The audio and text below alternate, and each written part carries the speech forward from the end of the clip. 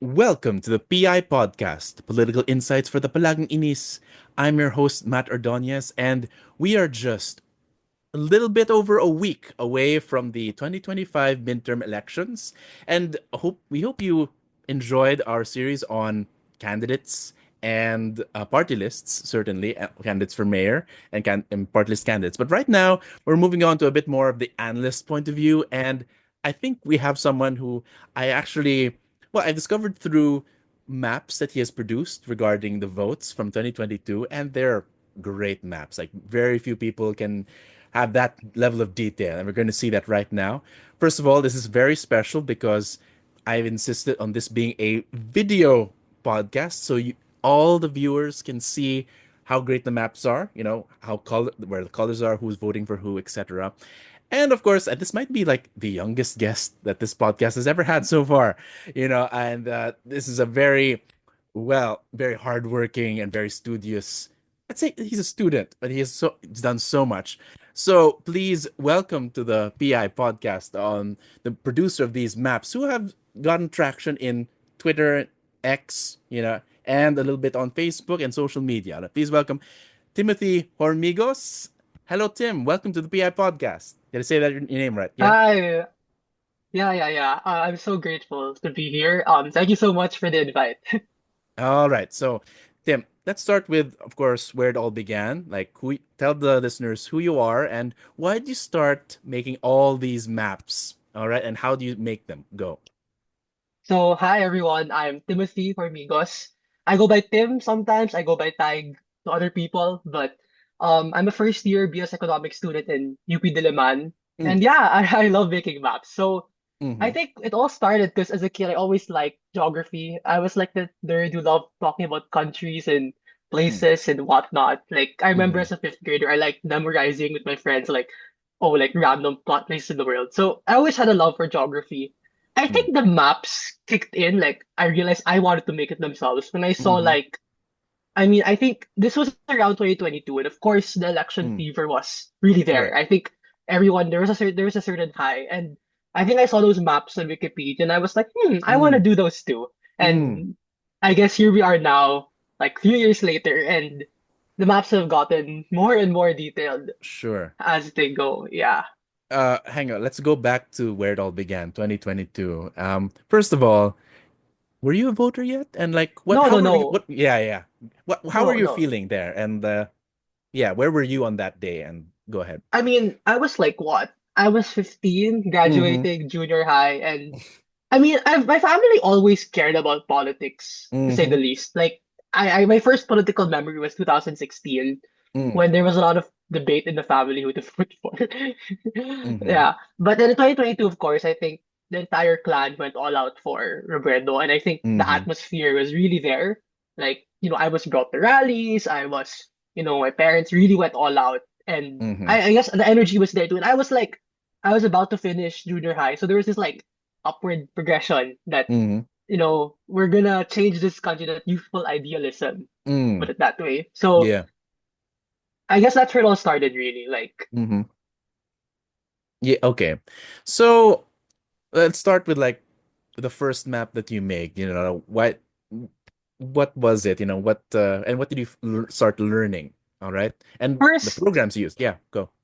first ever, well, there were actually, I was thinking of posting maps. I realized as early as 2021, but they were always just like, I just kept them to myself. Mm. I never really posted them. But in 2022, my first ever map, and I always really remember this, was of the 1986 snap Mm. election between Uh-huh. Cory Aquino and Ferdinand Marcos. Mm. Because I noticed all the maps done before usually don't, um, first there's no map of the NAMFEL results. It's all Mm. just, and then the maps on Wikipedia were just by region. Mm. And I managed to scourge the internet and find results per province and city. Mm-hmm. So I was like, you know what? Let's post this. And I think I have to thank my family a lot because they really Mm. like prodded me that, oh, you should post your stuff. Like, Mm. I think my aunt, she was like, oh, you should Mm. post your maps and whatever, like on social media. It's like, okay, I'll do this. And then I didn't expect it to gain that much traction. Like a Yeah. lot of the other guys I like who post similar stuff like me, I mean, I always lurked on their accounts, like Mm. since 2022. And I was like, oh, that's interesting. Like, I never knew there was this whole thing going on. All right. But because I'm one of the newer ones who joined the Twitter space. Like a lot of them Yeah. were around 2019, 2020. And Mm. then I was like, okay, let's just try this out. I mean, what's the harm in that? And it just Yeah. went on and on. And then initially, I was really into historical maps because I was frustrated with how little information on Mm. Wikipedia there is on any of the historical elections. Like, Mm. you know, it's just it's just not there. Like if you look at other countries, like sa Celos ka, like sa America or whatever, na Mm. there if you look even go way back, you Mm. could see like elections there. But here, voila, nil, Yeah. nothing. So I went on like a crazy journey of like Mm. getting data from everywhere and Mm. it kind of like it sparked a lot of things. Sure.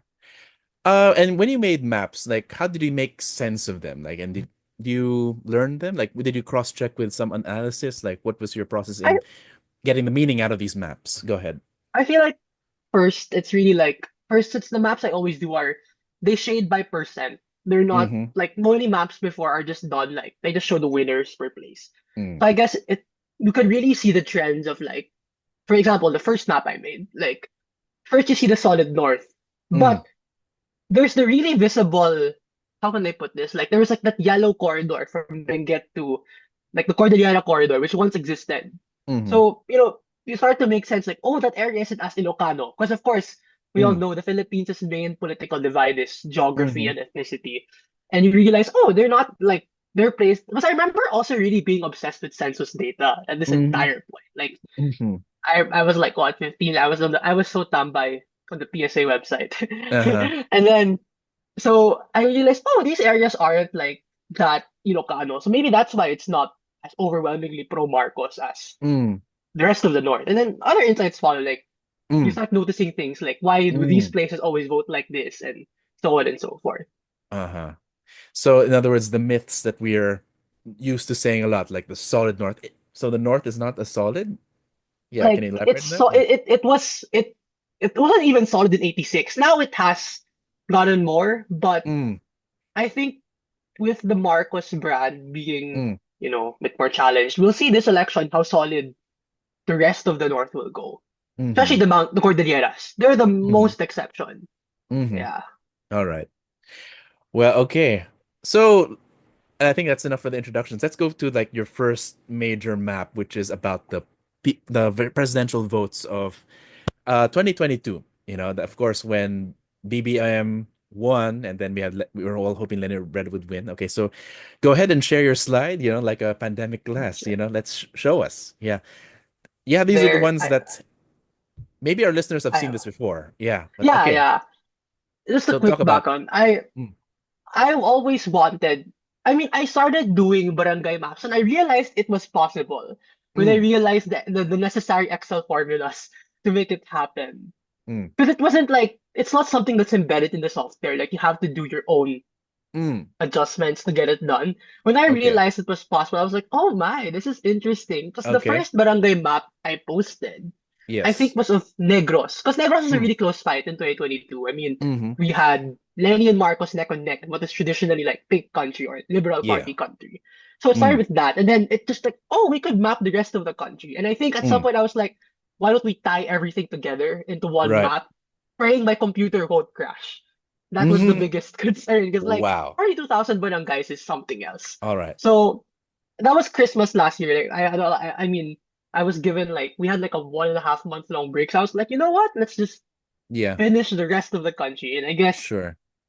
at like some point it kind of came together after a lot of technical issues. I wasn't really even sure it would ever be Mm. completed, but it, Right. it managed to do so. So I guess we can go click. Sure. Yeah. Well, before that, can you tell me like why down to the barangay level? Because it's easier to go through district or city. Why barangay? I Because there are think thousands. Yeah. Well, I think I was first inspired by precinct maps in the States. Like Mm. they really show how each street Mm. voted. But I think for Right. the Philippine context, while it does reveal more trends that you Mm. don't usually notice, like diba, when you see the provincial map, the north is just a wash of red and Mindanao is a wash of red as well. But when you drill it down, Mm. you can see that like different kinds of areas are actually voting differently. So you Okay. understand and I think it's a lot more helpful for, let's say, like, house to house campaigning because you should really know like how this area Yes. has historically gone electorally and then build Okay. from that. So that was the main motivator, I'd say. Sure. Hang on. Before we go to the barangay level, let's just stay here in the map of the country. Can you show us like okay, what do the colors mean, and the So different shades? Yeah. red of course is Marcos and Mm. then pink Robredo, but the Mm. yellowish is Manny Pacquiao. Mm. Okay. Yeah. But then you don't really notice the blue and then the like purple. Blue is for Isko, and then the Yes. purple is for Ping Lacson. They Mm-hmm. didn't really win much places, so not too noticeable in the map. But Mm-hmm. yeah. So what are the highlights here? Like, can you show us, tell the listeners? Well, of course, the solid north, you can see Mm. really the core of the solid north. Like Mm-hmm. the provinces, like the Ilocos area is really, really deep red. Because this Mm-hmm. red means it's like 19, Oh it's my like God. 95, like Okay. 99%. Yeah, like basically everyone voted for Marcos. Yes. And then you see the solid south. So they're real. But the south is more contextualized because Mm. while of course Marcos won, there were a lot of pockets of Mm. opposition in the south. Because of course it's not a hometown vote either. And of Okay. course Pacquiao is from the south. So that's something I feel like we didn't really realize that Right. Pacquiao actually won a lot of areas in 2022. Like he has Okay. a base. And then And Robredo, of Jensen. course, Yeah. you see how pink, solidly pink Bicol is. Like Naga, it of really is course. Naga, the core of the entire Bicol Mm-hmm. area. And then it's slowly in Quezon, it's a bit of a split vote. Batangas is Mm-hmm. also split. Then you get to the red parts surrounding Greater Manila. But I think my favorite insight, I think of the maps, of course, we all know the ethno-linguistic divide of Philippine politics has Okay. been widely talked about. But Mm. I feel like the wealth divide and the economic divide is something that's only discussed until lately. Because if you Mm-hmm. zoom at NCR, well, Marcos, Mm. of course, won like the whole region. You can tell Right. that there are many pockets of pink. Like Okay. there's a lot of them. So it was an interesting insight at how consistent it was. Because I Mm-hmm. started mapping older elections and it always shows up. And Mm-hmm. I like to call it the pink corridor, the C5 and EDSA Mm. areas that are very Lenny in Metro Manila. Like Okay. you're gonna pass that going, yeah. Like they're Mm-hmm. all solidly pink. Lenny won there by like 50 percentage points in many Mm-hmm. places. So that Right. was the most interesting thing that there really is while most of the country's divide politically is ethno-linguistic, because Yes. Metro Manila is like everyone comes here. It's a melting pot of all of Yes. the entire nation. The Mm-hmm. voting patterns become more economic. Okay. Mm. All right. So just to recap for our listeners that we're talking about ethno-linguistic groups. In other words, this was established by Carl Lande, who did a study on the votes in 1992 elections, and he found out that the only reliable predictor of who voted for who is ethno-linguistic groups, meaning the Bisaya voted for a Bisaya candidate, the Hiligaynon candidate got the Hiligaynon vote, which was of course Miriam at that time. So like yeah, and Ilocano voted for Marcos. It was split between multiple Ilocano voters, but basically that's the main explanation there. It's not like the women's vote or youth vote. It's mostly ethno-linguistic groups. However, it's more complicated when we go to the city where ethno-linguistic groups aren't as solid because people go to different areas and there it's a melting pot like what Tim is saying. Hang on, I just noticed something. Can we go back to Mindanao? I just noticed that there's another color. So we have Oh red yes, for unit I team, forgot to say that. Yeah. yellow for Pacquiao, and there's a bit of green here. What's going on Yes. here? Faisal Magondato, which is very much a Oh, hometown vote. Yeah. okay. Like Yeah. I mean, the guy placed like sixth, but he really did carry Lanao. Okay. Unfortunately, if you notice, Lanao is a lot of it is blank. That's because transmission was really bad in Okay. Lanao del Sur last election. But you can tell, Faisal Magundato really carried the province. Like solid, Mm-hmm. so very solid performance. Despite what people have told me, he wasn't actually endorsed by anyone in Lanao Mm. del Sur. No Mm. politician carried him. Because why would you? Okay. He's not going to win. But it's another Mm-hmm. testament to the hometown ethno-linguistic vote. Okay. Well, there Yeah. you go. That's it's still very much an important, identity is an important indicator for like voting a candidate. Okay, let's go back to Metro Manila. So, so let's say the deepest pinks, like the strongest areas for Lenny are The C5. pinkest, the Yes. pinkest barangay consistently is White Okay. Plains. Every Mm-hmm. single election, Of it's course. always White Plains. White Plains Okay. is the pinkiest part, which you actually, while I did preface that socioeconomic class, which you would seem at first Mm-hmm. that the higher you go on the socioeconomic ladder, the more pink it gets. The Mm-hmm. biggest question to the rule is Forbes Park, which I think arguably is the wealthiest part Okay. of the entire country. I mean, like Mm-hmm. the houses are a billion pesos there. Come on. Uh-huh. So it's pink, but it's not as pink. Right? Uh-huh. But I was offered several explanations to why. One Okay. is that one theory I had was it's because the closer you get to the spheres of power, like the people in Forbes Park, I mean, BBM lived in Forbes Park. Like Ah. they get Hometown. these are more cronies. These are Yeah, cronies yeah. already. These Okay. people have big businesses connected to the. I mean, big business did support Mm-hmm. Marcos. A lot of businesses did support him. Mm-hmm. So I think at a certain point, because they're so close to the government and their business rely on a Marcos win, they will vote for him. But Yeah. another explanation I heard from a Pulsar prof, was I think it was Ma'am Gian Sinas Franco in UP, Yeah. was she said that a lot of people in Forbes Park, a lot of Kasambahays vote in Forbes Park because they're so loyal to these families and they've lived there, Mm. they live their entire there that Right. they're a considerable chunk of the voting population too, Okay. which explains why it isn't as solidly pink as say White Plains Mm-hmm. or Green Yeah. Hills. Hang on. I also see, is that the BGC area? It's Oh, quite that's red. actually a very that's at first glance, this is where the barangay map has its limits. Mm-hmm. The thing about PGC is that it's a mixed area. I mean, we can go on and on of the stark divides in Philippine society when you have the high rises of BGC Mm-hmm. juxtaposed by all the slums of Taguig.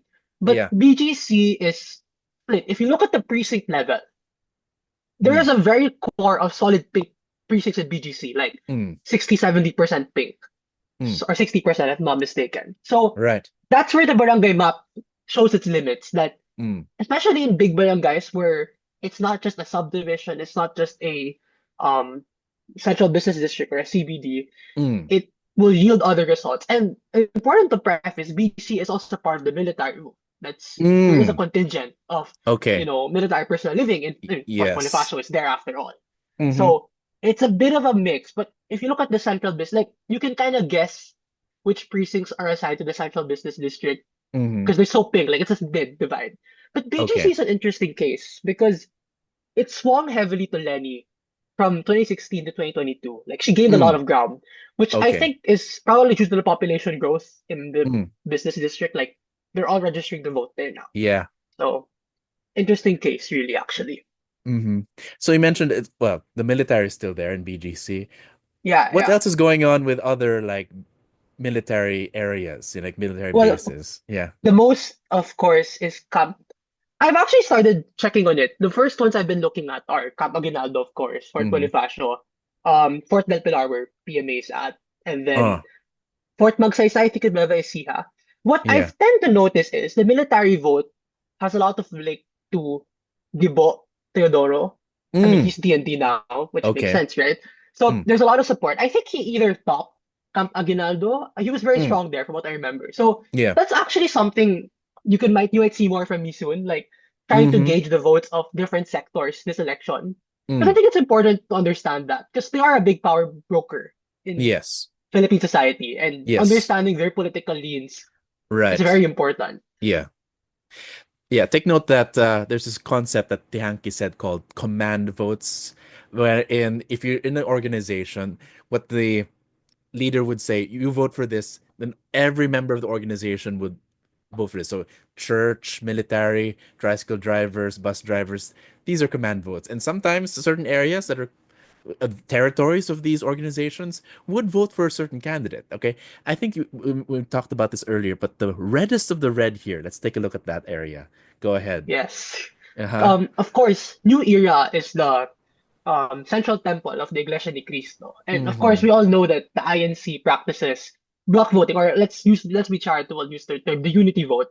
So Yes. the Iglesia ni Cristo endorses candidates, and because New Era is for actually, like, I think the census is a bit weird in that it shows a lot Mm. of Muslims living in New Era, but Right. we all know that this is INC HQ, and Mm-hmm. almost everyone voting there is a member of the church. And you can tell in the results, 98% is extremely high for Metro Manila. I mean, it Right. stands out.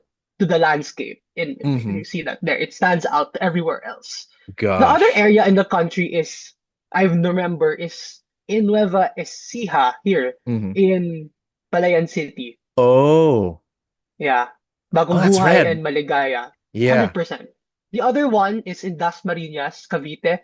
Mm-hmm. Barangay, like, look at the cute little red area My there. God. And it's Okay, also there. Sampaloc 5, which is also, I think, Barangay New Era as well. 3 votes So, for Lenny and 1 vote for Isko. Okay. Isko. Yeah, The so the the centers. INC Okay. vote really manifests. They Mm. really do turn out. Though you can also notice the turnout isn't very high, which actually gives me credence that they're not rigging the elections. Because I Uh, remember a study being done in Russia that the biggest, like, look, only 59%. The mm-hmm. biggest, like, telltale signs of a rigged election are if the votes for the winning candidate is near 100%, Yes. and if the voter turnout is also near 100%, you know, Mm-hmm. because those are statistically improbable to happen. Not everyone's going to show up on election day. Yeah. So the numbers being like that is, I'm sure that's really just it's just the INC unity vote really showing itself, really. Yeah. Uh-huh. Yeah. So it's like it's not quite cheating, but it's out of, let's say, Yeah. disciplined Yeah. voting. Loyalty to the church. All Yeah. right.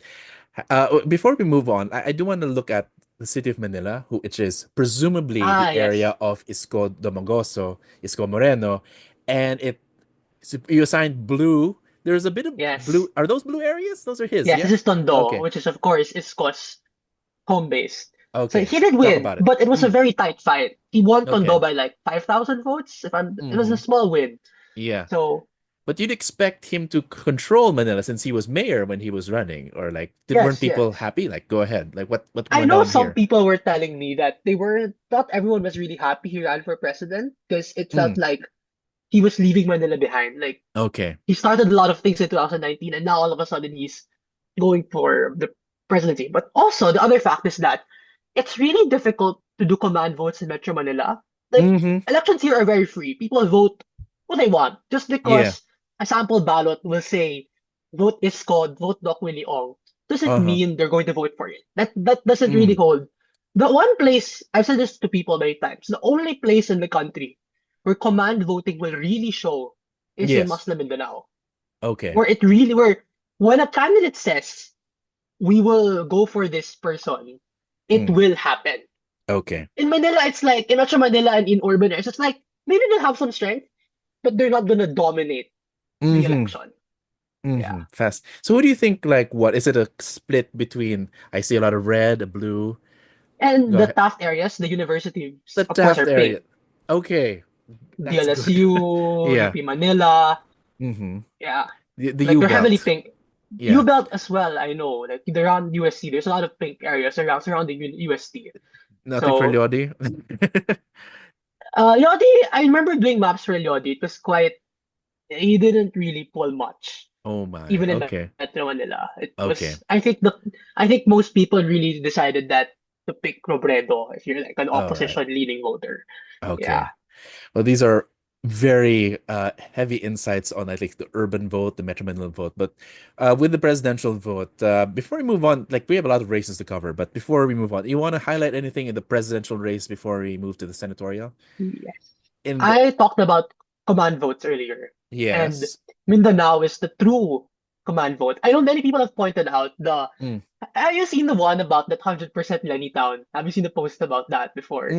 Go Like ahead. there is Talk one about it. town in the country that voted 100%, as in nil Wow. for Mm. everyone for Uh-huh. Lenny Robredo, which is Pantauragat in Lanao Okay. del Norte, as in every barangay is 100%. And What you can see happened many there? Shongon. Well, Yeah. Pantauragat is heavily controlled by the Lacson the Lantud family. Mm. So they really they're unopposed in local elections there Okay. generally. And they really did endorse Lenny. But for Mm-hmm. VP, I know they split between Kiko and Sara. But Uh-huh. the command vote really shows in Mindanao because it's so Mm. darkly red, like Yeah. 93%. And Mm-hmm. of course, the endorsement of the United Bangsamoro Justice Party really showed in Mm. Maguindanao. I mean, look at Buluan and Mangudadatu. They really delivered. Yeah. So they really showed in SGA. They Mm. really delivered for Robredo. So I really Right. think that um the command votes in the Philippines. I know many politicians like promising command votes, like, oh, we're gonna send you guys like 800,000 votes for your senatorial bid. But the Mm. only place in the country that really, I would say, deliver on the promises was Yes. the Mindanao. Because look at Sulu. Takurtan Uh, endorsed Marcos and nearly the entire province. That's actually a fun fact. Sulu and wow. not Ilocos Norte is Marcos' strongest province, if I'm not mistaken, Wow. because of the overwhelming support that Sakurtan and his team Is that lended. Marcos or Sara Duterte? But That's of another question. course, I mean, they gave it to Yeah, both last time, but there you go. 2025 is, of course, going to be completely different with the divorce of Hang these on, two. just yeah. Are these so these white spots, they are what do Ah, these mean? yes, Just that yeah. that means they didn't send results. Yeah, to the transparency server. Because Fishy. while they Hmm. do complete canvassing, like the Yes. canvassing centers get all the numbers, but sometimes they don't get to send it up to the transparency server. Fun fact, like my family hails from Basilan. So I Mm, got to talk to like one of my dad's friends who is an mm, election officer in the capital. And she did say mm. that the barangays really they had a lot of internet issues that day, so they couldn't send any results in. So that Uh-huh. happens, but it doesn't mean their votes aren't counted. That's why it always says unofficial in the ABS or the media tallies or GMA or Mm. TV5 because they're unofficial transmissions from the machines. But the official count is in the certificate of canvas, which they consolidate on the municipal level. Okay. Yeah. Hmm. But you can tell that there's even in Mindanao there's a rivalry there between Robredo allied elites and Uniteam allied Yes. elites. So, but it's still command. So there's that's interesting. That's interesting. And of course, Yes. Tango Dadato and Macau. Okay. Anything else? Like maybe in the Visayas area. We haven't talked much about the Visayas One area. Yeah. last point Sure. is In Mindanao. Pacquiao dominated rural Bisaya areas. Okay. Because Mm. of course, while Marcos by association with Duterte got the Bisaya vote broadly. Like he won Cebu City, Mm. he won Mm. Davao. Yeah. He's not a Bisaya after all. He is not. Ah. Pacquiao is a true blooded. I mean, Bisaya, and you can tell like in Zamboanga, like Pacquiao Uh. is solidly in the interior. Like Okay. you can notice in the cities, like in Pagadian, it's mostly Marcos. But the Mm. more rural you get, Pacquiao wins more and more and Yeah. more. Of Mm-hmm. course, Negros Oriental is a special case because the ruling political dynasty at the time, the Teveses, endorsed Uh-huh. Pacquiao.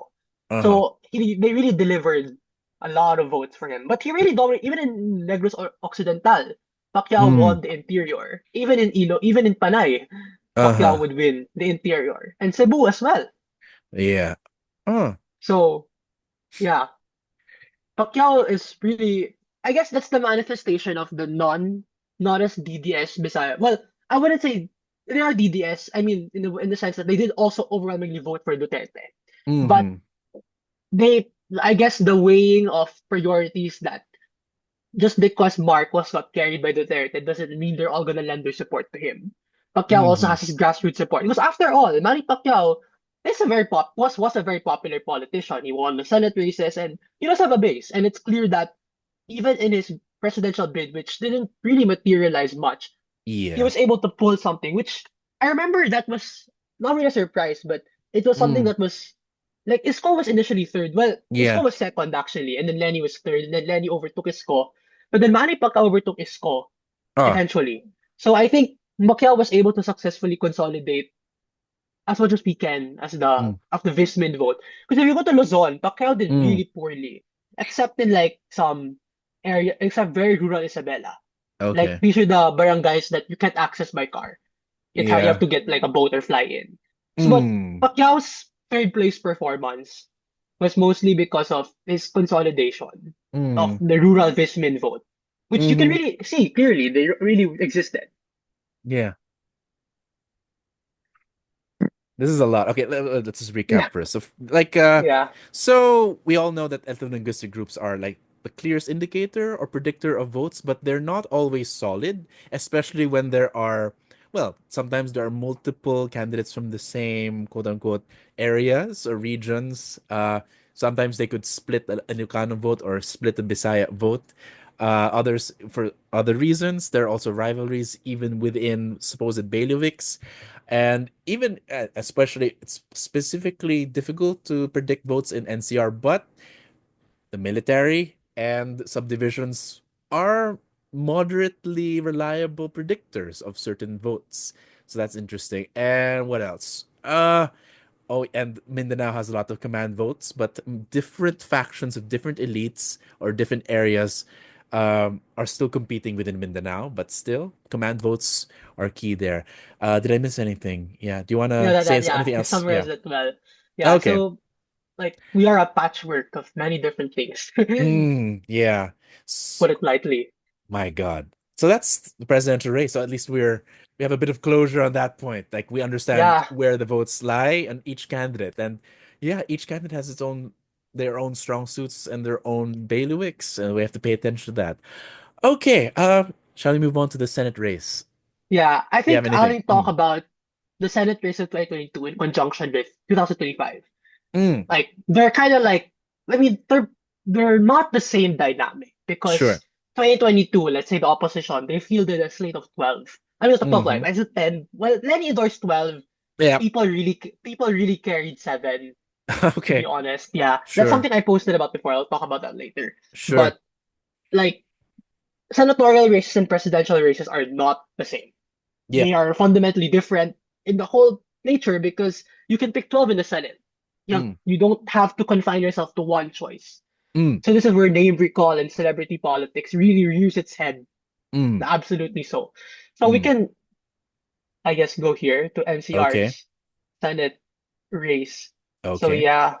So I think for me, the key thing I want to preface is that it will not be Bicol and Region 6 that we should be watching out for on election Mm. night.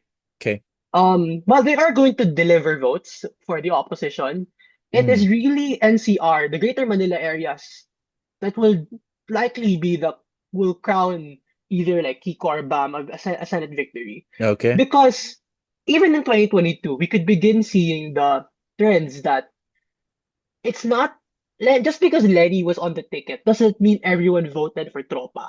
Uh-huh. Like I will just pull up some tables here. It might seem Sure. overwhelming, but Mm. um yeah, there's a lot of going stuff going on here. Mm. So if we see here, this is the percent of votes each candidate got each region. And Right. I highlighted their highest region. And if we notice, it's almost all NCR, except for a few heavily regionalist candidates. Teddy Bagirat, Mm-hmm. of course, has his hometown vote. And Trillanes, and the Trillanes, we can classify it as a hometown vote because his mother is from Bicol, is from Albay Mm. after all. And the Lima, of course, is from Kamsur, so makes sense. But every other opposition Mm. gets their highest vote percent in Metro Manila.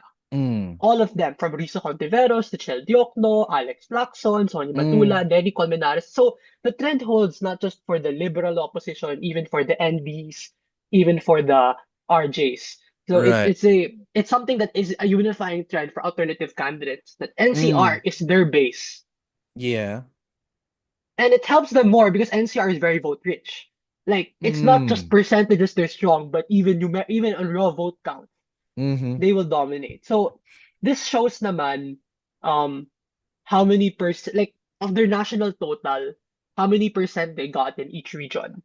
Mm-hmm. And like Risa got 42% of her votes, Mm. 43% from the three regions, Mm. NCR, Region 4, Calabarzon, and Central Luzon, Uh-huh. compared to only in the national votes, only 34% Okay. came from there. But for Uh-huh. the opposition candidates, it's consistently very strong, Okay. especially for the more minor ones. Yeah. So that's, I guess, a preface why we'll talk about NCR mostly. Because I Well, think mm. understanding that will help us see the trajectory of Yeah. the opposition in the future. Sure. Hang on. I just want to like, can we go back to that? On the what so what you said here is that most of the opposition's votes came from NCR, which is of And for course A Region 3. and Yeah. for region. This means that there's a urban vote, an urban, let's call them Yes. upper class, middle class, educated vote, which is weird because what that tells me is really that is their strength, but it's also really most of the eggs are in the basket. So can we go back again? So most of their votes are either like NCR or from Region 4A, which is the surrounding suburban region of Cavite, Laguna, right? Laguna. Anywhere else? Or that's basically it. Bulacan. Nueva Ecija. Bulacan, Pampanga. Lucia. Like, Basically Mega Manila. Yeah. Yes, yes. But anywhere else, like there's that Of course they tells, yeah. ha of course they have their old strength in Region 5, Bicol, and Region Hmm. 6, Panay and Okay. Negros. Those are like the Yes. traditional strongholds of the Liberal Party. But Mm-mm. it's clear that in terms of where they're getting their votes, it's really Right. clear that it's NCR that needs to be it's Greater Manila that needs to be mobilized to Mm, get yeah. like most of their votes. Like, Okay. I mean, yeah. it's good that you're showing this now. It's clear, but that also tells me that talaga sila sa provincial, rural votes, which is something that Yeah. I think the opposition needs to work on. Like, how do they reach out to Yes. the rural, let's say, unemployed, uneducated? And again, well, maybe a talk for another thing, but that's what it tells me here. Can you have something to say about that? The It's provinces. really difficult because Mm. I don't think I can show that map tonight, maybe a different time. But Sure. if you show like example, like you show maps of rural areas, Yeah. the opposition does really well in the poblacion, which is the urban Mm. core of any even Okay. like rural municipalities. You can Okay. tell that they are stronger there. Mm. So there really is an urban or there really it really exists that the opposition is a primarily urban vote, which Yeah. is an urban vote. Like it's the ethno-linguistic Bicol Hmm. Iligaynon group plus urban voters that gives Mm. them the edge. So I Yeah. think it's really difficult because I think the core messaging of the opposition, well, like the branding in people's heads, is they're this progressive bloc who Hmm. it's difficult to I think Yeah. penetrate that old vote, which the LP did get before because of Mm. machinery. All right. Now it's a lot difficult, and I think it's definitely a thing they have to reflect on and work Hmm. on tirelessly coming into the Hmm. next few this election and of course the succeeding ones. Yeah. Take note that the maybe the only non NCR vote is Bagilat, which is that's his home turf, right? The Cordillera Yes, of course Administrative he's Site. from Ifugao, and then for Okay. the home turf of Laila de Lima and Sonny Trillanes, who are both well, Trillanes is well he lives in NCR, but his roots are in Bicol too. Okay. So there's a sense of that hometown vote. That's okay. That's good.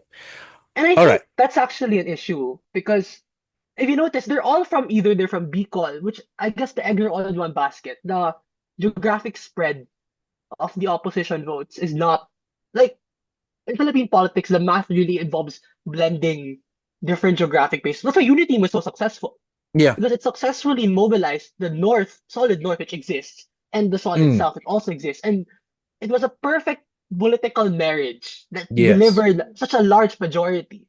Mm. Which the opposition doesn't have because all their baskets are either in Bicol or Cordillera. Cordillera isn't even that vote rich. Yeah. Bicol is already where Mm. Lenny's from. So Mm. it's they're not adding more. And I'll Yeah. just say these are very low numbers for hometown vote. Yeah. Generally. Lala de Lima only got 44% in Camarines Sur. Yeah. Not even a majority. That's Ooh, really I mean, take note, like region is huge. I mean, I mean no, that's Kamsur it's alone, as in per yeah. home province. Okay. Like your a hometown vote is your most loyal vote. They're supposed to Mm. be the ones who will stick with you through thick and thin. Like I Yeah. know Bagilan in Ifugao got like easily 70-80%. And Yes. but Larry Lima only got 44, which is worrying because the Bicol that means the Bicol wall isn't as solid. Yes, they landslided for Lenny, but down the ballot, they didn't turn out in huge numbers. And Mm. it's something to consider for 2025 Mm. because Lenny isn't at the top of the ticket anymore. Mm. He's just running for mayor, which can deliver in Naga City, sure. Mm. But in the rest of the province, outside the third district, it's going to be difficult to mobilize votes so strongly for the Okay. opposition. Mm. It could also, well, it could be a diversifying demography, or it could just be the individual candidates. We'll see. That's not for us to comment Yeah. now. But Yes, anyway, yes. maybe we could focus on well, are there, do you have data on people that are running from Senate before and running now? Like Yeah. Bam and Kiko's numbers. I Yeah. have well, we can look at Well, Kiko and NCR first. But okay. I think I'll try to pull up BAM's last senatorial bid. Okay. But just to say, like, I'll just stop sharing for a bit. But Yeah. um, I'll just say Kiko kasi in NCR last time. I mean, it's a VP Yes. vote, so like you have one choice. Senate naman, he can draw votes from many different sources. So Sure. it's not just like because I argue that the core of the pink vote rests in Kiko Pangilinan. Like in Mm. 2022, like if an area really voted for Kiko and Lenny, that means Yes. that area is really pink because that means because Rosa existed. A lot of politicians carried Rosa pretty Mm. heavily. And Uh-huh. then so like if you voted for both Lenny and Kiko, 'cause Kiko I'd say Kiko doesn't Mm. have a hometown vote like Lenny does. He doesn't. I Mm. mean, he doesn't have the same regional loyalty that Mm. Robredo has connection as to Camarines Sur. Okay. But Kiko like doesn't sorry, Kiko doesn't have that same advantage. Yeah. So his votes are a lot more spread, and it means if especially in FCR, if you voted for Kiko as well, that Yeah. means you really love and really um Mm. support the pink opposition. So So it's that's I mostly think market votes. Yeah. yeah. And because I might add, I was really surprised by this. Kiko didn't win every barangay in Kamsur. Mm.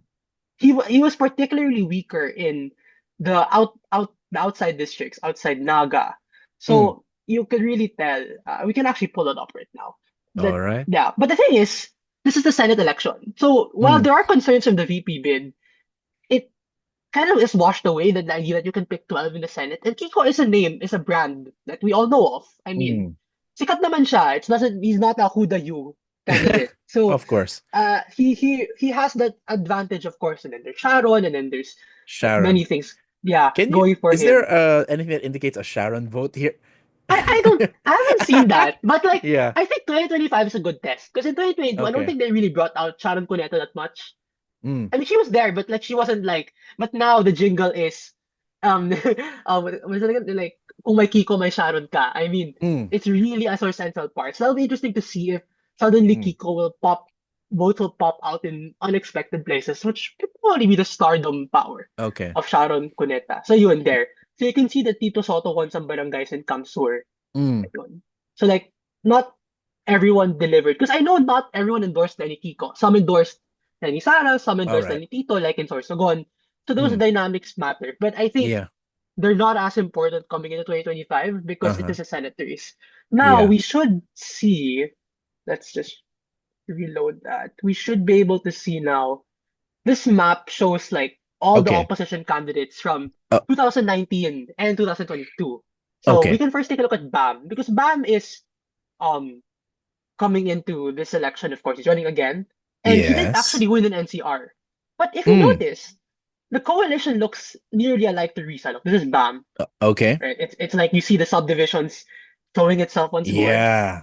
Yeah. And then you look at Risa Contiveros, which it's, I mean, it's very similar. So that means they drew votes from similar areas and demographics in NCR. So that's the thing Uh-huh. about the opposition in Metro Manila. It's Ah. very how can I put this? Not really static, but it's consistent in the way that it's predictable. Okay. That Mm. you can just if there was data on household wealth, there should probably be a function that Mm. X household wealth will predict this amount. So Mm. ayun. So like What are for the BAM red areas? naman, Sorry. I just saw that that. means ano to, there's no data because like it's North Cemetery. So and of Oh, course oh, sorry. INC. Okay. Okay. INC is like, of course, as I said earlier, it's a command vote. So Okay. halos walang boto And for the white non-endorsed areas, candidates. yeah. White areas are like in between because like I colored it Okay. like the winning percent and Mm. then onwards is like Okay. pink and then the red for everyone else. Okay. Yeah. So like Bam and Risa had very similar. But Okay. Risa improved on Bam actually. She improved by like 1.7%. She did improve. Basically, But these they are people who voted for Visa and not BAM. Is that what you're like saying? likely or it could be Yeah. new voters who are pushing more votes. We cannot tell. We Okay. don't have enough Sure. um if we had exit polling, many of our issues in trying to speak about Philippine elections could be solved. Mm. So yun, there's Aquino. So like the coalition is similar, but Okay. Risa gained more naman. So nag-improve Sure. naman siya from BAM. But Yeah. BAM is polling very well in Metro Manila this time. If you saw that, Mm. I don't have access to the Pulse Asia like breakdown, but WR Numero released. I know they released regional, and Yes. BAM was like fifth, I think, or sixth, which is Okay. very strong. So that means they're likely holding this coalition, or they're Mm-hmm. expanding it even more. Right. So that will be interesting to see, really. Like, we Yeah. know the pink areas will go as they are. I Mm. think there is a ceiling of around 70% for the pink Mm-hmm. areas. That's how pink they can go. But Yeah. we can see, like, it's really, the pink areas have maxed out their potential, I think. But it goes on to like winning the rest of Metro Manila. It will deliver a solid. Because I know Kiko and Bam are both in Metro Manila. Pasok naman Mm-hmm. silang dalawa, from what I've been hearing from Sure. like, But Bam is noticeably yeah. above Keiko. Can you tell the difference? Yes. Yeah. You Yeah. wanted to comment I on that? think, well, I can't comment who has more endorsements because I think they're both getting significant. No, I know Bam is getting more, but I think this is where messaging comes into play. Probably. I think 2025 is unique because if you've noticed, in 2022, Tropa campaigned together, right? Chel, Mm. Risa, they really all come. Well, Risa kind of had her own thing going on at some point, but she's an incumbent, so she has more resources and she has Uh-huh. an office already to do things. But the Sure. rest of Tropa campaigned together as like, this is Tropang Angat. In 2025, while there is Kibam, Bam and Kiko have separate campaigns. Okay. So I think understanding that difference will be critical. And I think in Yes. 2022, the best comparison would be Chel Diokpol, Risa Hontiveros. Mm. Because you'd think, right, Risa being the incumbent would get more always, right? Uh. But Uh. no, actually pink areas voted for Chel more than Mm. Risa. Okay. So, which is interesting because Chel is a political newcomer, but he has charisma that I think is I think it's not very difficult to explain, but he has something going for him, which Okay. would probably tie well to the party list discussion later. Sure. But yeah, so like there is a like the opposition votes consistently together, but at like it's like if you did like a like correlation analysis, like it's always gonna be positive for all of them to each other. But Mm. like there are certain points that they overtake. Like I don't like yeah, the more Lenia place gets, Child begins to overtake Risa. Yeah. And then Trillanes tends to drop generally. Like I mean like he's still up there, but he isn't as voted in. Yeah. Like even candidates like Alex Lacson would get more. So Mm. that I think this is where like preferences come into play more rather than just Sure. pure ID opposition. That there are different flavors of the opposition. Just Sure. because you voted Lenny doesn't mean you like all of the people she endorsed. Like Yeah. Yeah. There are people like we could call them like the core inner circle, and then there are people who really just aren't aren't giving. Oh, okay. I think it's best we go to the part list. But the yes, senatorial is far too well. That's much more complex. But at least we can look at Bam and Kiko right now. just I think, but like to close the Senate thing, I just think that NCR win is what we need. If they can pull, I Mm, haven't done the full math yet, but I feel like if they can pull, because Lisa got 37%, yeah. 37 in NCR. If they can Okay. improve on that just a bit, maybe like Mm, hold to 38. Because the thing is, it doesn't, like, the thing is, Risa actually got less than BAM per, mm, percentage-wise nationally. But yeah. because the threshold to get in the Magic 12 went down, nakapasok na siya. Yeah. Yeah. So that's another factor, which we'll see, because this is a tight Senate election. So I actually think that the threshold is quite a bit lower. I think it's at 28, 29% this time. But Mm-hmm. 30 is safest. And I think an NCR, a solid NCR vote on May 12th will be positive for the Mm-hmm. opposition. I think if they can pull it off, like NCR has a first high turnout, so people Yeah. voted. Second, that the pink areas delivered the pink votes, Mm-hmm. and they were able to expand. Then that's good news. Okay. And I All think, right. yeah, you said the tangent to party list. So But thank yeah, that's a rich discussion on the Senate already. But thank yeah, you. yeah, yeah. Part list. Yeah. Party list. Well, I mentioned Chel Diokno, and of course, one Yes. of the surprising political moves. Well, not surprising to some, because I know some people who've been telling me that Chel should like. I know people who were pushing as early as 2023 for Chel to run for party list, and Mm. I think if you ask me, that was a very, very, very, very good decision. I Mm. think. I mean, Chel is for Akbayan now, and Akbayan just barely made it in last time. I mean, they did make it in under a technicality that might not disqualify. But in Akbayan's strongest region, I think their strongest actually is overseas. But of course, Mm. in the mainland, pinakamalakas sila in Metro Manila. Yeah. And Akbayan benefited heavily from pink votes. Like if you look at an Akbayan percentage map, the darker Mm. the more votes they got. And it's the same place. It's White Plains, it's Loyola Heights, it's Yeah. Bel Air, it's Ayala Alabang. It's the same places again and again. Sure. But the thing about the party list vote is that it's just one. Senate, you can Yes. pick 12. So like, even if you're not like other like different groups can like all converge on the same Senate slate. But party Mm. list people, like there's not one opposition party list. There's like five or six. There's a lot of them, a lot of Mm. options who endorse the opposition brand. Mm. So the thing is, the biggest winner in the party list election for the opposition last time was Kabataan, KPL. Mm. KPL Okay. did really well. And the unique thing about KPL is that, look at it, their map isn't as centric on the pink areas as much. It's a Mm. more distributed vote. So they're Okay. not, and they're of course really strong in the Taft area. The Mm. organizing chapters of the universities really show themselves. Mm. But in the pink subdivisions, the biggest winner was P3 PWD, Rowena Guanson's Mm. party list.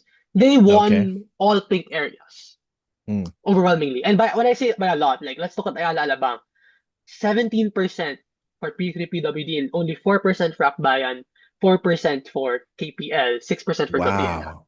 So I mean, it doesn't seem like a lot, but in party list terms, 17% is a landslide is a landslide is a landslide. I mean, to get that. Yeah. And Luana Guanzon really banked on NCR to get her, well, they weren't able to see it, but Mm. to get that votes, they really banked on Metro Manila. Yeah. So, yun, that was where the pink vote mostly went. I know I posted stuff about that on Twitter, but P3PWD was the biggest winner of the pink vote last time. Because Mhm. Kabataan was more spread out. They got support from like all parts of Metro Manila. But the Yeah. core pink, like the subdivision pink vote, P3PWD. Right. 2025, of course, is a very different question because we have a very popular candidate, Chel Diokno, on the Akbayan ticket. Mm. So what we're really seeing is, I would predict that an Akbayan victory is incumbent on one really consolidating NCR well. If they can get like 4%, I think they can get two seats. Mhm. So how will that happen? It involves a lot of swings in the pink corridor Mm. against P3PWD. Mm. That's, I think, the biggest question. How much P3PWD voters are going to switch to Akbayan this time? The thing Mm. about party list is that I feel like people are less loyal to a party list unless maybe you're part of the Makabayan bloc, which, that's Mm. really a solid political identity. Yeah. But people are very, like, it's elastic. People change Yeah. party lists every election. Like, they're not like, oh, I'm a diehard, like, let's say Magdalo Mm. supporter. Maybe for military, yes, but not for most people. Because Magdalo won the Mm. pink vote in 2019. So it Ah. does change. Hindi siya like consistent lang. Akmayan is strong, but they weren't the top notcher. Now 2025 comes, and of course, Rowena Guanson's political posturing is a bit Mm. different, just to put it Sure. lightly. She's using a Yeah. new tactic to get voters. Okay. Yeah. It's a new tactic. She's not Sure. banking on um because like I remember like I have an aunt who voted for P3PWD and she told me that's because she wants Rowena Guanson's like Bardagulan style of in Yeah. Congress, which is what appealed to voters. That appealed. So that's what brought them the votes. But this time, Yeah. I feel like there's a more attractive option in the person of Chel Diokno, who we've shown Mm. already is popular. Yeah. Period. I mean, more popular than Risa even in certain areas. Hmm. So that's like, yeah. Yeah. We talked a lot about the NCR votes, but can you say something about the party list races in regions or provinces, like any Yes. strongholds for certain parties? Okay, And of sige. course, there are Let's hundreds, but let's pick your favorites. Yeah. Yes. Okay, let's go with Yeah. that. I really the part I whenever like there's a map that would shock foreigners the most, it's always the party list map. Because Mm. it's another level of insane to put it lightly. I mean, how do you have Yeah. to put it lightly, it's another level of insanity. I mean, how can you have your winner only get 5% of the national vote share? And because of course it's the unique system that party lists are capped at three seats and Oh, yeah. I So see this it. is the municipal. I know Okay. someone asked me to do barangay, but I think It's yeah, too many, too I've much. done I barangay for Metro Manila and it is the colors are exploding.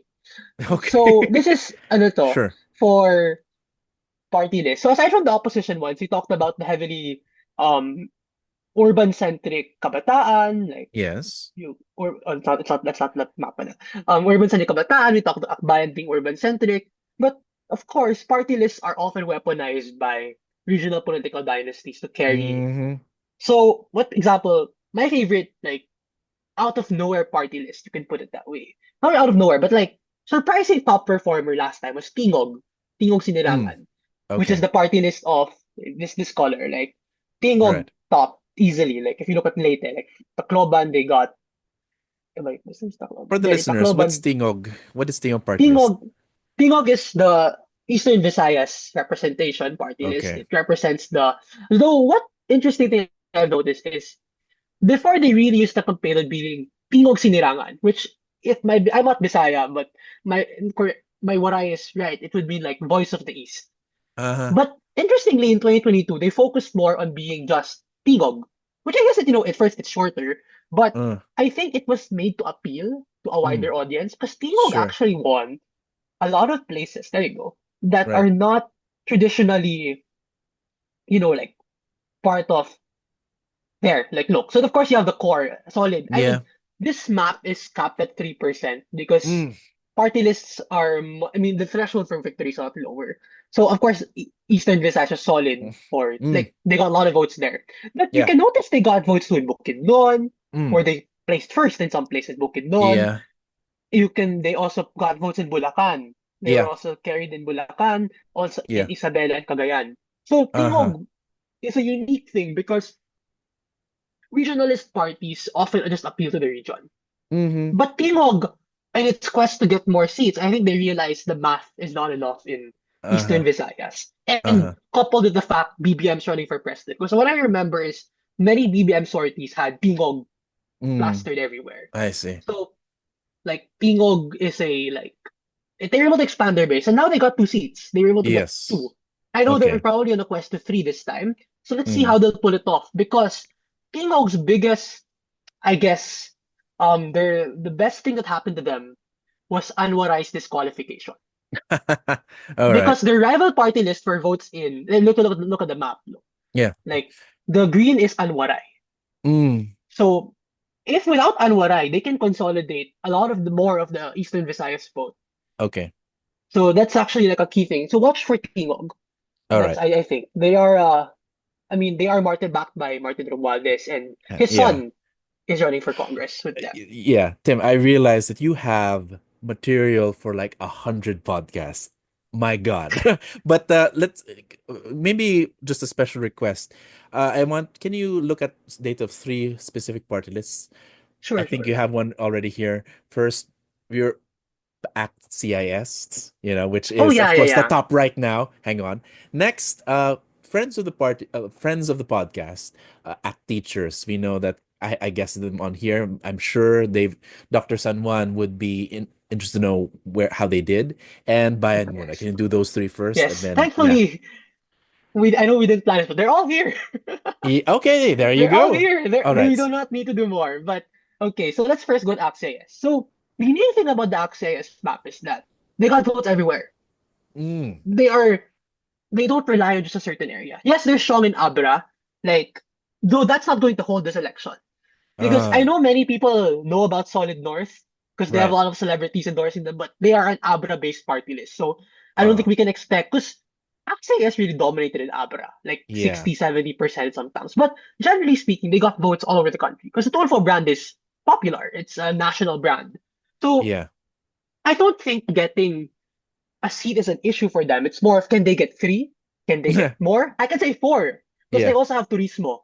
There are Okay. two Tulfo party lists. There's Turismo and Mm, there's Axios. So they're yes. safe, but how much can they go is like the Sure. question. Clearly, this is the strongest indicator for the market votes, which is just basically the Yes, brand, and the how yes, people yes, are yes, attracted yes. to it.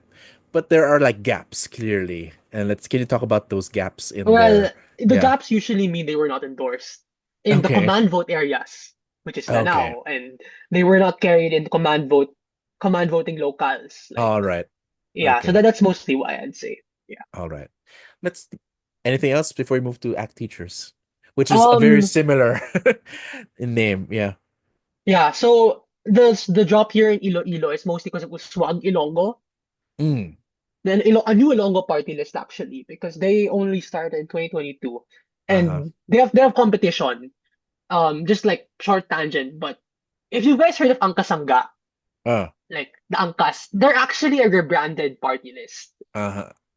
They used to be Ambis OWA, which was a like Garinba Southern Ilonggo party list. Mm, But I okay. guess in a bid to get more of a national vote share, market Mm, votes, they rebranded to Angkasangga. So that's okay. actually a tactic. Because many party lists they aim just to consolidate their votes in one region and really deliver it. Mm, But like AXIS is able to do a national base. They're mm, popular almost all throughout the country. right. Okay. Yeah. Then let's move to ACT teachers, which Teachers. There's let me just say, there's a story that they claim that a lot of ACT teachers' votes were stolen by ACT CIS because they got confused. They're both ACTs. ah Yeah. But okay, but let's look at that. There's a real gap here. So they're the strong in unique certain areas thing here. Yeah. Go ahead. Mindoro. Mm. Yes. The unique thing about ACT teachers is most of the Makabayan block is very urban centric. Like I talked earlier, Senate race, Yeah. most of their votes come from NCR, even Cabong Labog, Nery Colmenares, even despite his hometown vote, it's still most of their votes nominally come from Greater Manila.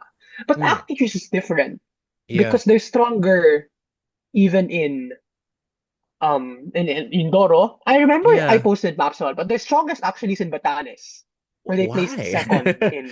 Yeah, I that's I, I actually strange. don't know. I want to talk because I have a friend who is from there. Like, did Sure. they was maybe theory is that because rural areas have Mm. less jobs, like Mm. less jobs, more people are employed in the teaching. Like those are the Mm-hmm. options you have. So and All since right. ACT teachers is a union for teachers too, Yeah. it probably has a lot more. Yeah.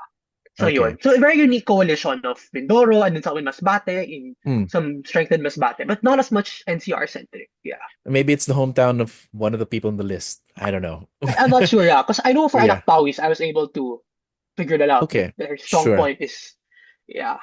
All right. And then for Bayan Muna, Yeah. now Bayan Muna, of course, is the most they are the oldest of the ND party list. They are like they are the original.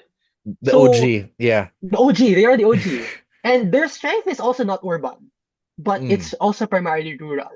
Mm. So we have Kalinga and Abra, like there's a block here of Uh-huh. support, like Bayan Muna is but this is a lot weaker. I've done Okay. older maps, and Bayan Muna would really dominate these areas. When I dominate, I say Yes. like 20%, 30%, 40% of the Yeah. vote. But now they still have some strength, like in Las Navas, in Samar, but it's muted compared to Uh-huh. the old strength of Yeah. Bayan Muna.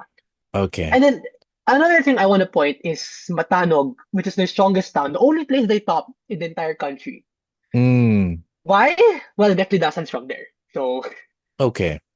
yeah. So, All in a right. lot of interesting trends, like, Bayan Muna doesn't bank on the urban vote as much as, let's say, I'll show Kabataan quickly, but Mm. Sure. Kabataan, I mean, it's very NCR, greater NCR Yeah. centric, and urban, because this is Tuguegarao, Mm. Naga, Cebu, they're strong in urban areas. Yeah. But then we have, like, Gabriela, almost the same thing. Mm. So, Bayan Muna is unique in even ACT teachers and anak PAWs because Uh. they're not as urban centric. Mm. I wonder, like we've had, of course, regional parties. We've had, of course, market votes. Do you think that can you have identify like a strong sectoral party? You know, do sectors have a strong solid vote or not so much anymore because like a workers group or I feel a like I mean, based on the initial maps, I personally don't think so. Because okay, even like the big workers' party list, like outside, let's say outside Makabayan, mm, like sure, PUCP, their strength is because they're also related to the ruling political clans in those areas. Like let's talk okay, about PUCP's main stronghold is is Cotabato. And okay, that's because the governor is, I think, married to Rep Mendoza. okay, So there, even the traditional old other workers' party lists, yeah, the other labor groups do have their yeah, strongholds okay. from, yeah. So there are many types, of course, in party lists. So right now there are regional party lists. There are well extensions of dynasties party lists, which again are could not mutually exclusive. Maybe there are uh well there are urban like Makabayan block. Have we missed anyone? Okay, can we close with Akbayan? We mentioned it several times. Like how will Yes. Akbayan do? Yeah, and of course Akbayan. Well, yeah. Let's see. Akbayan Ah. is unique in 2022 because they were not, look at their map. It's not urban, they had strength in urban Manila, but they had pockets of support all throughout the country. Mm, I would like to this. focus on Dinagat Islands particularly because this is where Akbayan, I could say, is their like that's their biggest victory ever, where they were able to elect a governor. Oh, I mean, They isn't have a that local politician, Kakabagao. I mean, Kakabagao? Yeah. yeah, who's running for Congress this time, and Mm, I know her entire ticket is carrying Akbayan this time again, and they are really mm-hmm, strong. Unfortunately, they're not anymore first because I know 2016 they really mm, dominated, but you can see they were able to deliver votes there. mm. But I think what the trends will show this 2025 is Akbayan will get a primarily urban character Okay. because of Cheldokno. That's, Okay. I think, will change. So they will be able to combine their rural base with some rural bases like Dinagat and combine them with an urban vote. So that's Yeah. what I think they'll be doing this time. Wow. Well, Tim, this has been a lot. This has been very enriching and very much efficient presentation, by the way. Like you did this all yourself, yeah? Or you collected everything? Maybe a little bit of, can you tell us a bit about your process and like move on to what you've learned, like close up like with your concluding statement out doing all of this. Like I sometimes have like we've been messaging constantly, sometimes almost every day, and then you've been quite busy, and I admire you for that. But can you tell us, listeners, maybe out of what did you get from all of this, like all this hard work of visualizing the votes of every almost everyone? Go ahead. First, I think most importantly is that we have a long way to go in transparency in this Mm, country. We are yeah, still very far away, yeah. but we are moving forward Mm, because it took a lot of effort to get all the data I have. It took a lot of effort yeah. contacting NGOs and whatever, especially the Mm, older ones. It took a lot of effort, but because it's now possible, we have a lot of opportunities now to mm, really use data to plan campaigns and mm, not just campaigns, but understand the Filipino voter more. mm. Because of course we have vote totals, but I think the breakdowns yield a lot more. They give a lot of insights to Yeah. specific groups. And I'm particularly more that because I know other guys they focus more on like national polling and whatnot. I mean, I can talk Mm, about it, but that's not my most field of expertise. My field of sure. expertise is more on understanding like how a specific sector or how specific groups vote. And I think Mm, granular data gives us a lot of that insight. It mm, tells us much more about how our specific groups. And I think that's important for a campaign because when you target something, you gotta know what you're targeting. And mm, knowing your bases, knowing your strongholds is a really big part of that. mhm. Yeah. So I think data is really powerful and it could be Yeah, weaponized for both good and for bad. sure. But and I really think that first it's a lot of improving how we get data rests, of course, on Comelec to make it Mm, easier. But yeah. I think in efforts like the transparency server have brought a lot of positive results for us. It makes Yep. it a lot easier for us Mm, to really understand our electorate more. mhm. All right. You can put that away now, Tim. Thank you very much. These are all accessible, by the way. Where, Tim? Like Yes.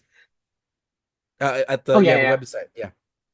Yeah. I mean the website's kind of still under construction, but the maps are on my all of the maps I've shown have been posted.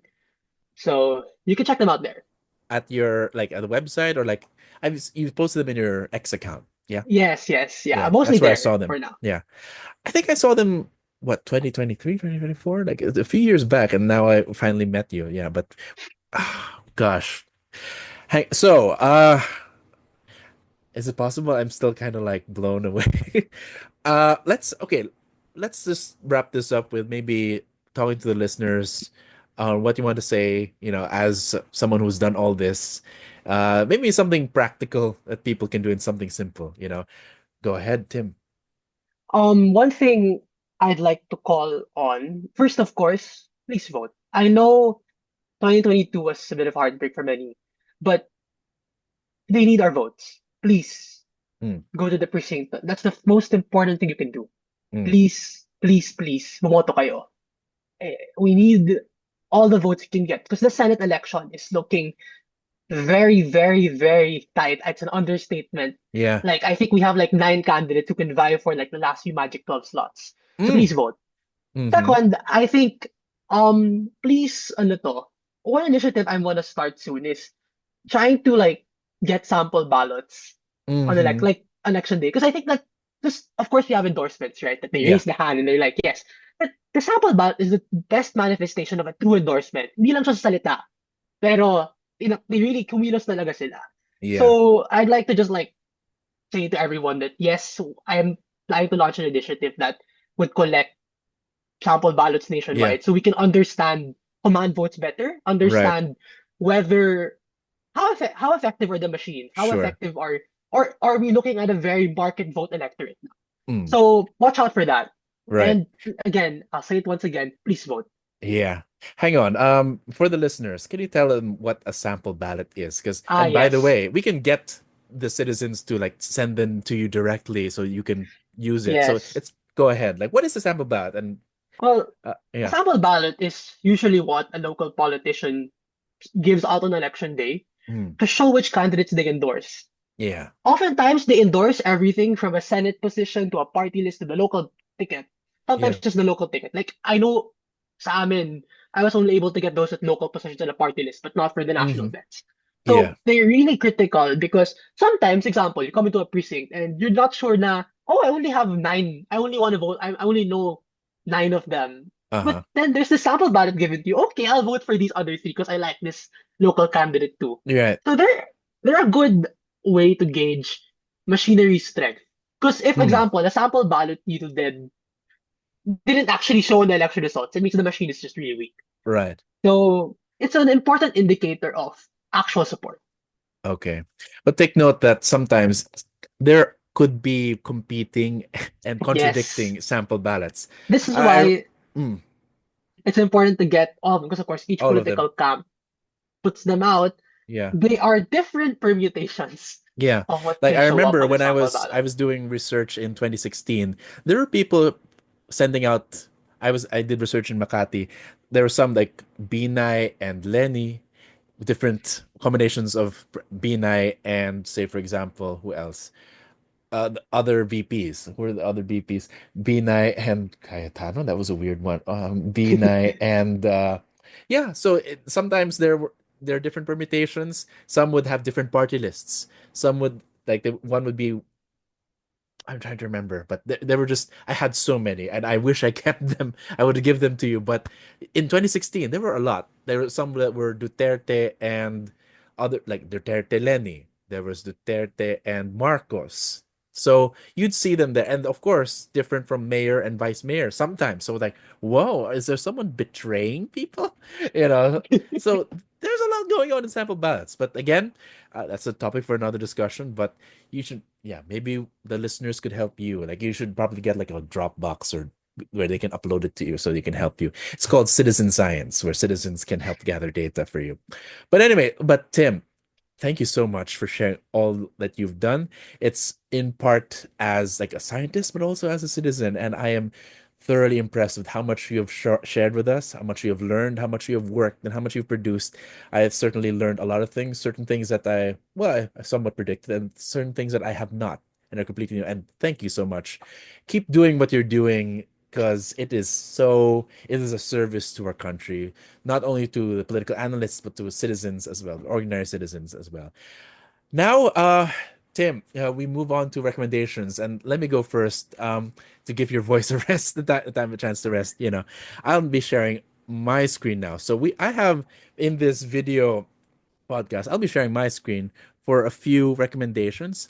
My first recommendation is Post Marcos Politics, a geographical and statistical analysis of 1992 Philippine elections by the OG Carl Lande, produced by the Institute of Southeast Asian Studies. I'm sure you're familiar with this. This is the first one that, in a way, made the main argument that ethno-linguistic groups are the most reliable, not completely reliable, but the most reliable predictor of votes, i.e., Visayas would vote for a Visayas speaking candidate, a Ilocano, the Solid North would vote for a Ilocano speaking candidate, the hometown regions, things like that. Take note that even then they weren't completely solid, but it was again the more reliable out of many. There's no like there was no proven like women's vote, students vote, generational vote. It's really ethno-linguistic groups. Ilocano, Bisaya, Hiligaynon. Tagalog, I think, would be the only exception since there's a lot of people speak Tagalog, but they have other values. Okay, so this is one of the OG. Take note, this is the one that was on my birth year. My God, May 12th, 1992. That's my age, by the way. So this is very special to me because it gave meaning to like my birth, the day of my birth, which was like when, of course, Fidel Ramos became president, when Miriam Santiago was a progressive, strong candidate, but yeah, there were areas where she was weak, and there's areas where she was strong. Oddly enough, her strongest areas were Hiligay non-speaking. And of course, Imelda Marcos ran, but the Ilocos vote was split between certain candidates. I won't spoil too much. It's a short book. You'd see statistics and maps very similar to what Tim made here. And take note, another one, hang on, is the Philippine Electoral Almanac. You can see this one is compiled by Manolo Quezon, by the Presidential Communications Group, and you'd see colored maps with different major candidates and parties. Let's move on to starting with the elections, like with Aguinaldo and Quezon, and then even more recent ones up until 2013, I think. So this is the OG, perhaps one of the blueprints that Tim used even by 1957, 1961. Yeah, it's out available in Internet Archive, so you can look through it yourself, so you can know what the elections were like back then before 2022, which again Tim contributed. So those are our recommendations. You can look into, for the elections before the 2022 one. Now, Tim, besides of course your own work, do you have any other recommendations for our listeners? First, I'd say check out the Comelec site. There's a lot of Mm, interesting stuff there. Like you can see where the candidates live. I'm just saying okay. that's there because they publish the COCs. So there's a lot of interesting data there that I think people sleep on. So check Mm, that out. And I think also check the work of other people on X. There's a really thriving mm, community of people who do maps, who focus on different things. I'm really happy that we all have different special right. interests. So Hmm. it keeps election discourse more lively in this country and it Yeah. puts like a new light on how we discuss elections in the Philippines. Well, of course, it's good to know that you're not completely one of a kind. It'll be quite lonely. But do you recommend any accounts that people should follow, besides yours? Uh, Yeah. I- Ian Islander 3. I really respect this work. He came before me, so I really Okay. respect and admire his work. Mm, For one, and then for news, I think for maps, there's also like Geograpinas, which mm, is like different kinds of maps. But if you mm, want to see like a lot of like election analysis, Ian, I think, in my opinion, really delivers a lot of great content. Like for like, mm, because I map all elections. Because when I like need to read something about the current one, I mm, usually go to him as well. mm. Okay. Well, Tim, thank you very much for this guesting in this episode. Very informative, very visually stimulating, and very educational. Like, my God. But of course, there's a lot of things we have to extract. There's a lot of meaning to extract from these maps. But it's a good start. Maybe I can get you back for after the 2025 elections, hopefully, when you make new maps. But it's a great pleasure, and thank you very much again. Tim, where can they find your work if they're interested in seeing more and going back to the maps you've shown Yes. us? Yeah. Please check my X, formerly Twitter account, BNS Tim. Everything's there. Hmm. Everything's there. All right, So everything's there. there. See again. And maybe we'll look out for that website you're working on. Okay. Oh yeah, Thank yeah, you. yeah, yeah. Yeah. Yeah, And I go. this is a reminder to everyone here, vote and vote wisely on the May 12th, 2025 elections. It's very pivotal. A lot is riding on this, not just the economy. There's the impeachment trial, and yeah, that's a lot, among Yeah. other things. All right. Okay, but please vote wisely, reflect, and study and research. All right. Vote smart and vote well. Okay. But for everything else, the PI podcast can be found on YouTube and Facebook and Spotify and a lot of other places where you can find your podcasts. You may send us a DM at our Facebook page, or you may email us at pipodcastph@gmail.com. But until the next episode, magandang gabi, mga ka-PI. And